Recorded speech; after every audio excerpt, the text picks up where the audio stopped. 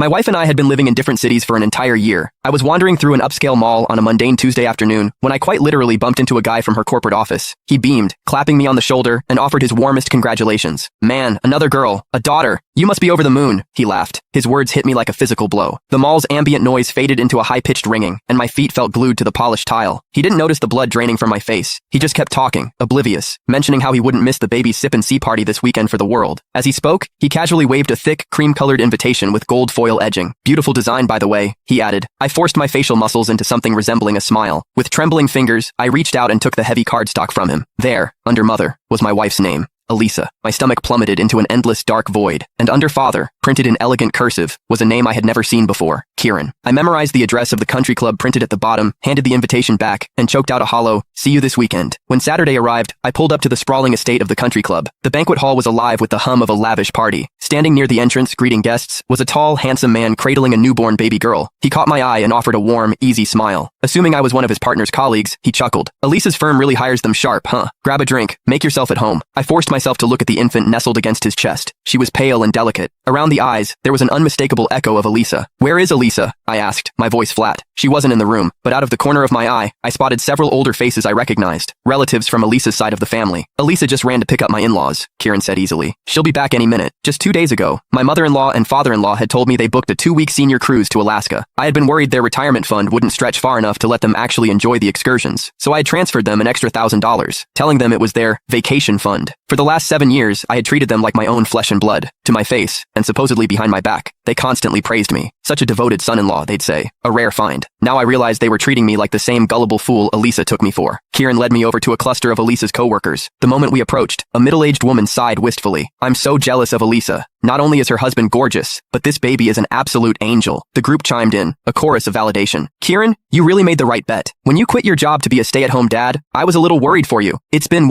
6 years? And you and Elisa are just as obsessed with each other as day one. Now you have this beautiful little proof of it. So happy for you." I had been married to Elisa for 7 years. She had been having an affair with Kieran for over 6. For 7 years, I believed we had the perfect modern marriage. She never lost her temper with me. She told me her take-home pay was around $3,000 a month, and she kept only a small allowance for her coffees and lunches, transferring the rest to our joint account. Every year, she insisted on putting her annual bonus into treasury bonds and mutual funds for our family's future. I had built up quite a nest egg for us, or so I thought. A year ago, she sat me down and pitched a relocation. A corporate assignment in Chicago, she said, that would bump her salary significantly. I agreed. "Elisa is a powerhouse," another coworker was gushing. "Top sales rep every year. Her base salary alone is crazy, and she's pulling in commissions hand over fist. Makes a killing and still treats her husband like a king. Women like that are 1 in a million." The salary she had been transferring to our joint account? That was just her base pay. All her massive commission checks had been funding this alternate life. Kieran beamed. "We're just